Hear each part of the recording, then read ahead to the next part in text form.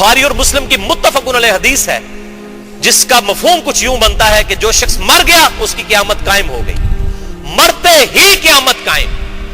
ایک تو بڑی قیامت آنی ہے نا، ایک یہ قیامت جو عذاب کا سلسلہ مرتے ہی شروع ہو جانا ہے، بلکہ نزا کے عالم میں شروع ہو جانا ہے۔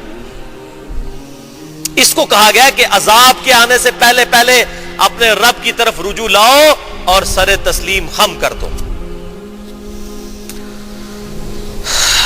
اسی طریقے سے قرآن حکیم میں وہ آیت بڑی امپورٹنٹ ہے، سورہ التحریم میں، یا ایھا الذین آمنوا توبوا الی اللہ توبۃ نصوحا، اے ایمان والو اللہ کی طرف توبہ کرو اور توبہ ایسی کرو جو آگے کو نصیحت بھی ہو جائے۔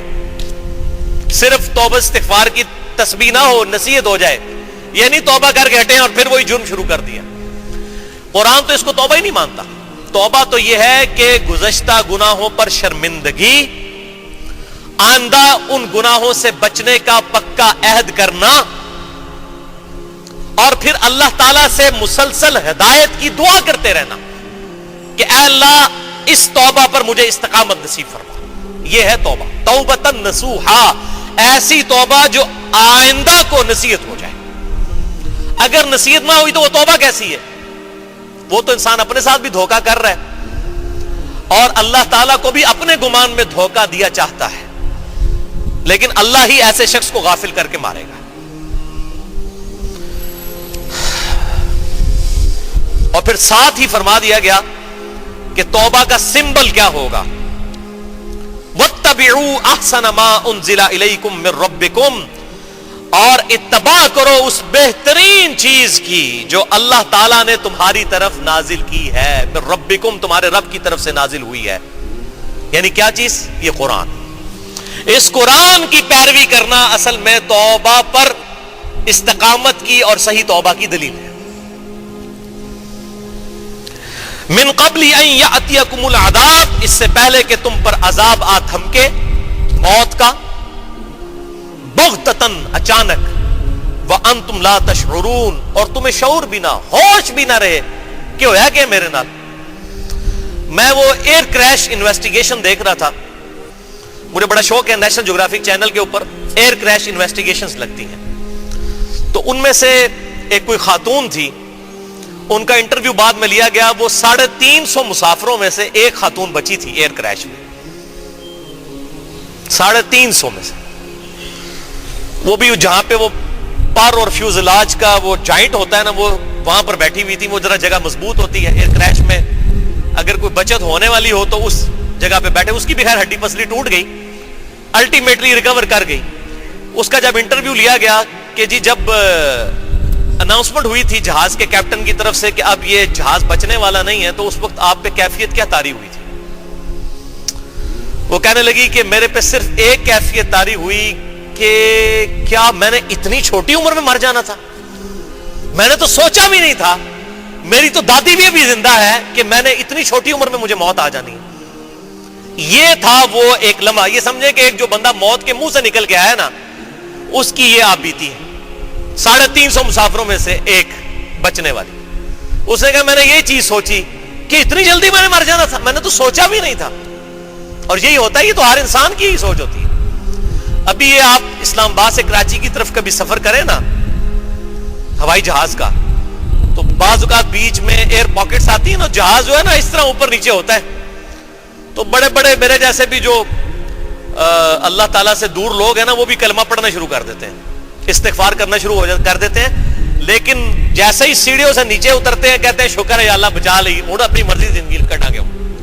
اس ٹائم کہہ دو استغفار استغفار۔ یہ آپ دیکھیں کتنی ویڈیوز لیک ہوتی ہیں، ایئر کریش ہوتے ہوتے بچا ہے، کبھی یہ لینڈنگ کے دوران، اور لوگ استغفار لا حول ولا قوت الا باللہ کلمہ پڑھ رہے ہوتے ہیں۔ ہونا تو یہ چاہیے کہ اس کریش میں جتنی بے پردہ عورتیں بچی ہیں وہ تو کم از کم پردہ شروع کر دیں۔ اس کریش میں سے جو جسٹ بچے ہیں، جو لوگ اللہ تعالیٰ کی نافرمانی کرنے والے بے نمازی لوگ، وہ نمازیں شروع کر دیں، لیکن کوئی تبدیلی نہیں آتی ہے۔ اب مجھے وہ آیت سمجھ آتی ہے جو قرآن حکیم میں بار بار ریپیٹ ہوئی ہے کہ اگر ہم انہیں دنیا میں دوبارہ بھی بھیج دیں نا، یہ پھر وہی کام کریں گے۔ یہ دنیا میں دوبارہ آئے ہوئے لوگ ہیں نا۔ اچھا، یہ آیت کبھی مجھے ہضم نہیں ہوتی تھی کہ یہ کیسے ہو جائے گا جب آخرت میں اتنا بڑا عذاب کسی نے دیکھ لیا، اب وہ دنیا میں دوبارہ آئے پھر وہی جناب کام کرنا شروع کر دے، ہو ہی نہیں سکتا۔ لیکن جب یہ حالت دیکھتے ہیں نا کہ لوگ موت کے منہ سے نکلتے ہیں، پھر اپنی مرضی کی زندگی گزارنا شروع کر دیتے ہیں۔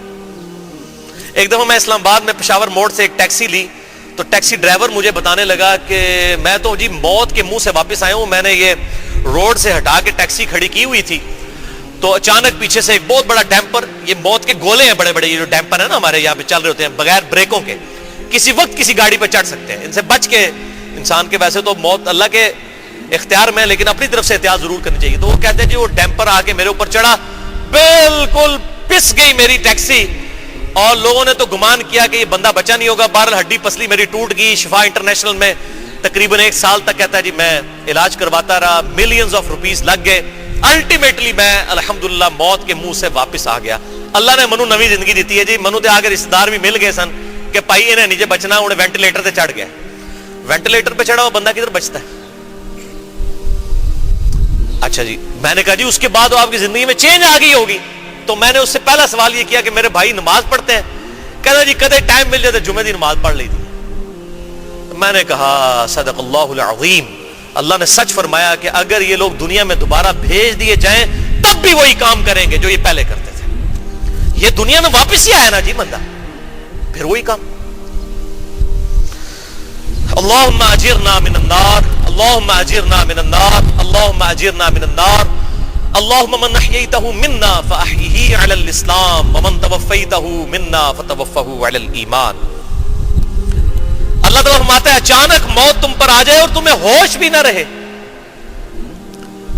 ام تقولوا نفس یا حسرتا، یا کوئی جان پھر موت کے وقت جب موت سامنے دیکھے تو اس وقت کہنا شروع کر دے ہائے افسوس، ما فرطت فی جنب اللہ، اس سستی کے معاملے میں، اس کوتاہی میں جو میں نے اللہ کے حق میں کی۔ وَإِن كُنْتَ لَمِنَ السَّاخِرِينَ، اور تو دنیا میں مذاق اڑانے والوں میں ہی تھا۔ یہاں بھی لوگ دیندار لوگوں کا مذاق اڑاتے ہیں، کوئی جوان آدمی داڑھی رکھ لے انہوں کہتے ہیں تکو جی نے جوانی جی روگ لا لیا۔ اندازہ کریں آپ، کوئی جوان عورت نقاب کرنا شروع کر دے تو اس کی سہیلیاں اس کو کہنا شروع کر دیتی ہیں دیکھو جی اس نے جوانی میں روگ لگا لیا، یعنی دین پہ چلنے کو یہ روگ لگانا سمجھتے ہیں۔ اللہ تعالیٰ ہمارا یہ نہ ہو کہ اس وقت کوئی کہے کہ ہائے افسوس میں نے اللہ کے حق میں جو سستی کی، میں تو مذاق ہی اڑانے والوں میں رہا۔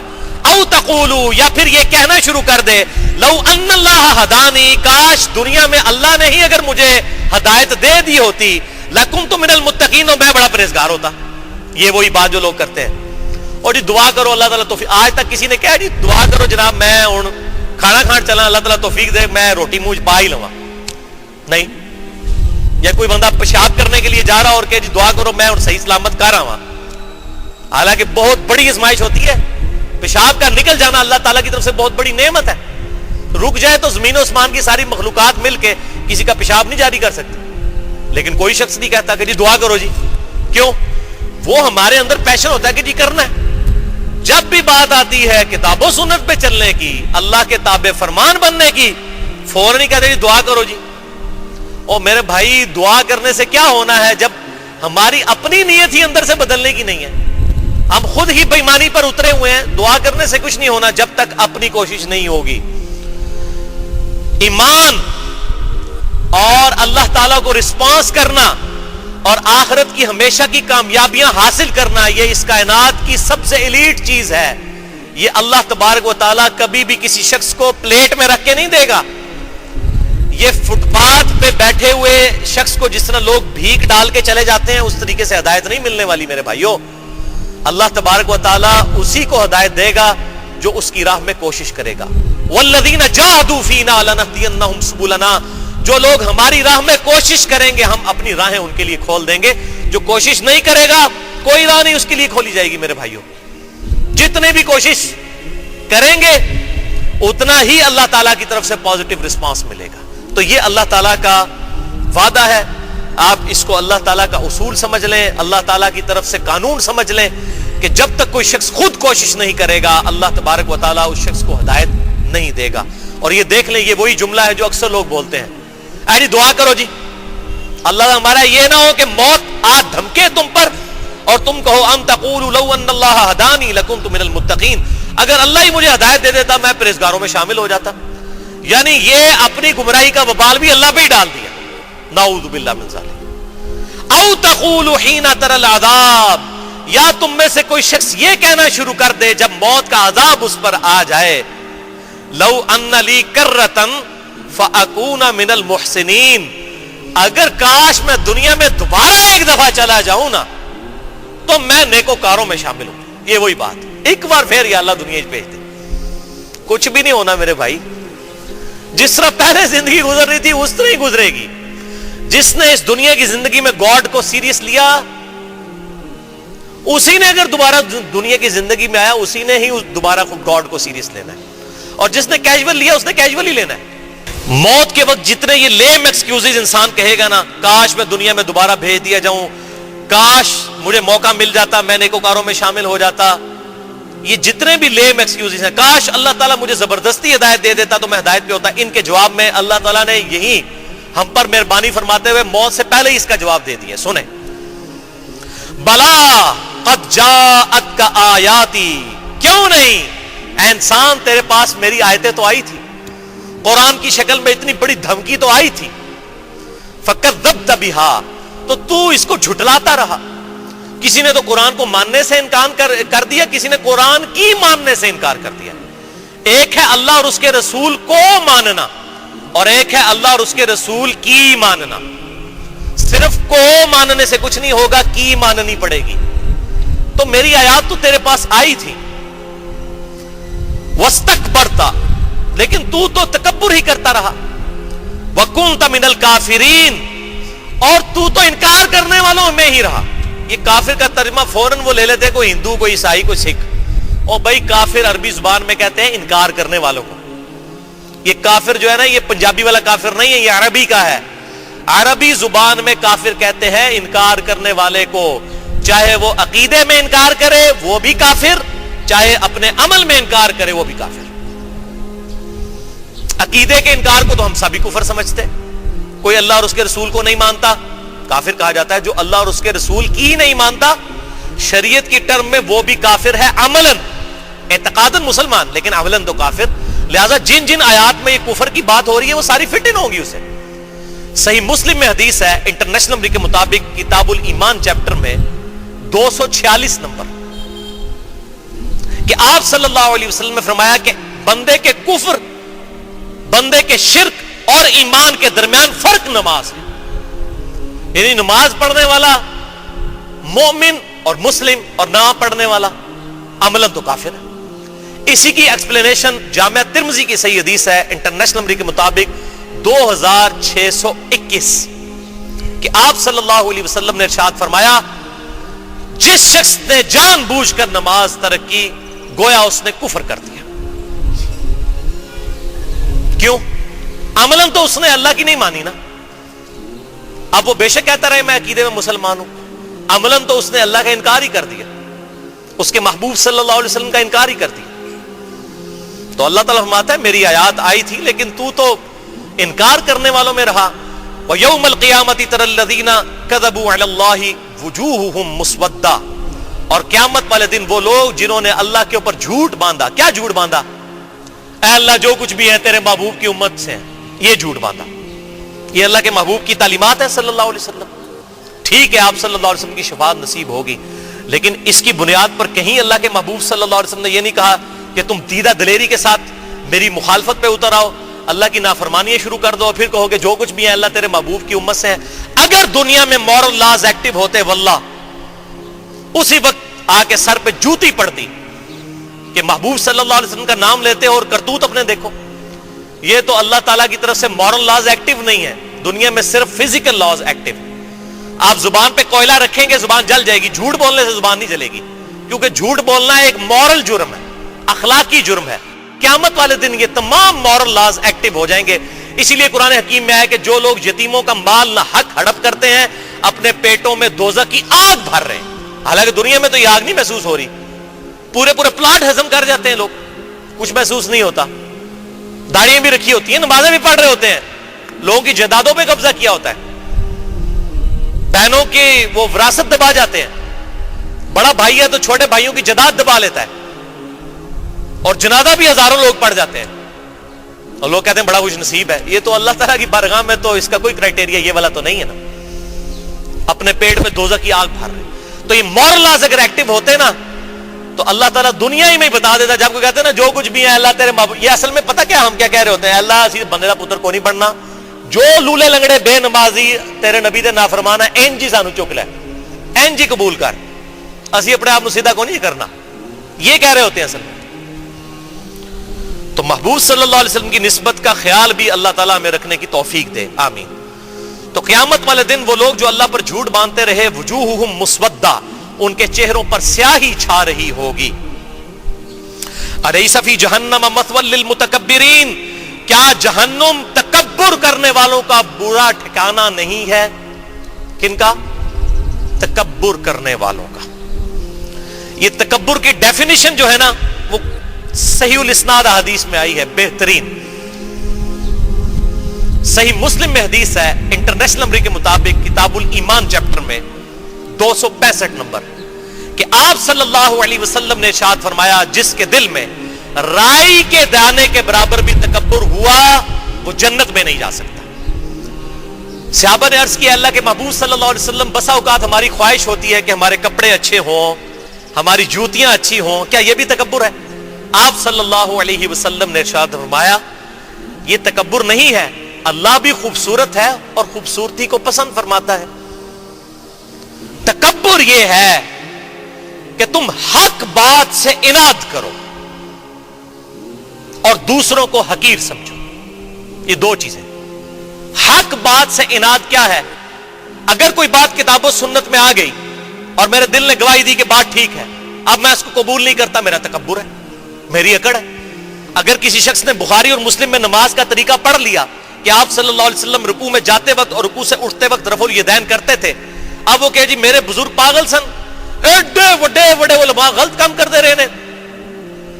او میرے بھائیو, یہی تو تکبر ہے. اللہ کے محبوب صلی اللہ علیہ وسلم کے مقابلے پر کسی بزرگ بابے کی ماننا یا اپنے نفس کی پیروی کرنا, یہی تو تکبر اور اکڑ ہے. قرآن حکیم کے مقابلے پر کسی اور کی تعلیمات کو قرآن کے مقابلے پر مان لینا, یہی تو تکبر ہے. اور دوسروں کو حقیر سمجھنا. آپ مہنگا لباس پہننا چاہتے ہیں, پہنے, جتنا مرضی پہنے, لیکن اس کے مقابلے پر کسی دوسرے کو حقیر نہ سمجھے.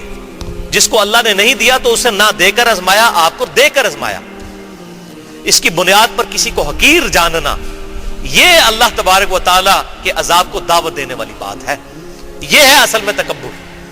اچھا لباس پہنے, بے شک پہنے, لیکن کسی دوسرے کو حقیر نہ سمجھے. تکبر یہ نہیں ہے کہ تم اچھا لباس پہنو یا اچھے دکھو, بلکہ تکبر یہ ہے کہ حق بات سے اناد کرو اور لوگوں کو حقیر جانو. وَلِعَوْذُ بِاللَّهِ تَعَالَى. اللہ تعالی ہم سب کو تکبر سے محفوظ فرمائے. باقی اگر کسی نے اچھا لباس پہنا ہوا ہے یا کسی کی گفتگو کا سٹائل ایسا ہے, اس پہ تکبر کا فتویٰ نہ لگائیں. اس کی وجہ یہ ہے تکبر ٹوٹلی دل کی کیفیت کا نام ہے. یعنی میں کسی شخص کو یہ کہہ نہیں سکتا یہ متکبر ہے. ہو سکتا ہے اس کی گفتگو کرنے کا سٹائل ہی ایسا ہو, یا اس کو اچھا لباس پہننا پسند ہو. یہ دل کی کیفیت جو ہے, یہ دل کا معاملہ اللہ تعالیٰ کے ساتھ ہے. یہ ذہن میں رکھیے گا. کسی پہ فتویٰ نہ لگائیں. ہاں, اپنے آپ کو انالائز کرتے رہیں. خصوصاً میں علماء سے کہتا ہوں, اور یہ ہمارے جو نعت خوان حضرات ہیں, جس قسم کے انہوں نے زرق بر لباس پہنے ہوئے ہیں, جیسا کہ وہ نو بیاتا دلہن نے لباس پہنے ہوتے ہیں نا, وہ کلرڈ قسم کے اور عجیب و غریب قسم کے, انہوں نے وہ پگڑیاں بھی بڑے 10-10 20-20 رنگوں کی پہنی ہوتی ہیں. تو میں فتویٰ نہیں لگاتا, لیکن میں ان کو ضرور کہتا ہوں کم از کم آپ اپنے اوپر انالیسس ضرور کرو. سنن ابی داؤد میں صحیح حدیث ہے کہ آپ صلی اللہ علیہ وسلم نے ارشاد فرمایا جس شخص نے دنیا میں شہرت کا لباس پہنا, اللہ تعالیٰ قیامت والا دن ذلت کا لباس اسے بنائے گا. ایسا لباس جس سے وہ لوگوں کو اٹریکٹ کرنا چاہے. یعنی اتنی بڑے بڑے یہ جبے کبے اور بڑی بڑی یہ گونے پہنی ہوتی ہیں, عجیب و غریب قسم کے لباس پہنے ہوتے ہیں اپنا روب لوگوں کے اوپر ڈالنے کے لیے. یہ جو معاملات ہوتے ہیں نا, اس طرح کے معاملات انسان کو جو ہے نا وہ تکبر کے اندر مبتلا کر دیتے ہیں, اور پھر اس میں بڑا خطرہ ہوتا ہے کہ انسان جو ہے وہ راہ راست سے ہٹ جائے. لیکن کسی پہ فتویٰ نہ لگائیں. ہم اپنے آپ کو اینالائز کرتے رہیں کہ ہم کس ڈگر کے اوپر چل رہے ہیں. اللہم اجرنا من النار, اللہم اجرنا من النار. اللہم اجرنا من النار.